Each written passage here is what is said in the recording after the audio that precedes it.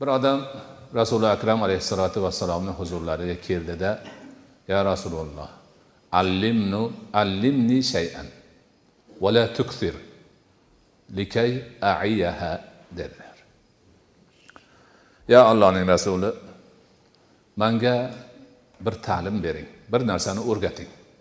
Ammo ko'paytirib olmang, esimdan chiqib qolmasin" dedi. Ya'ni sahrolik odam ko'p narsa esida qolmas ekan. Bitta eng muhim narsani ayting, shundan foydalanay. Agar ko'p aytsangiz esimdan chiqib qoladi dedi.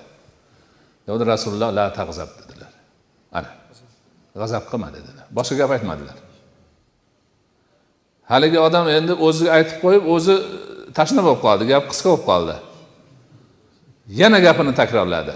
Oldingi gapini aytdi. Yana menga bir narsa o'rgating, dedi Rasululloh. Yana la tag'zab dedilar. G'azab qilma dedilar.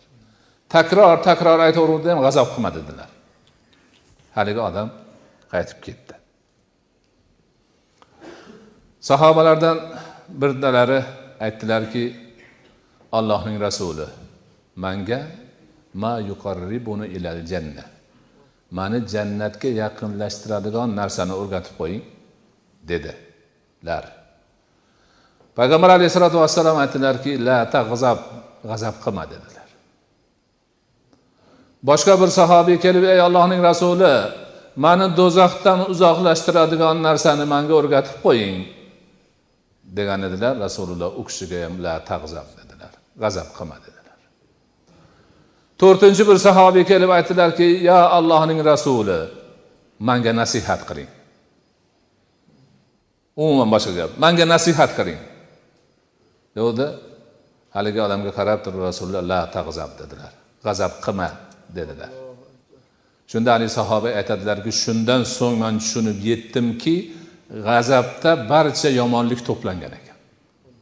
Dunyoning hamma yomonligi g'azabga to'planib qolgan ekan, deb haligi sahobiy mazkur gaplardan keyin xulosalarini aytadilar. Qarang, bir odamga umri bo'yi kerak-ku qisqa narsa kerak ekan, g'azablanma. Bir odamga jannatga kirishiga yordamchi narsa kerak ekan, g'azablanma.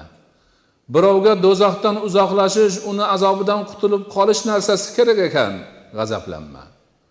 Bir odamga umri bo'yi foyda berib yuradigan nasihat kerak ekan, g'azablanma.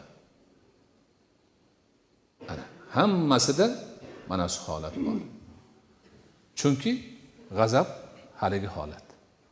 Tez chiqadi. Uni qidirib yurishga hech qanaqa hojat yo'q. Bir pasda ish bitadi, qoladi-yu. Lekin mo'minlarning orasida farishta qochib, shayton kirib, ularni hamma ishini rasvo qilishga o'tadi.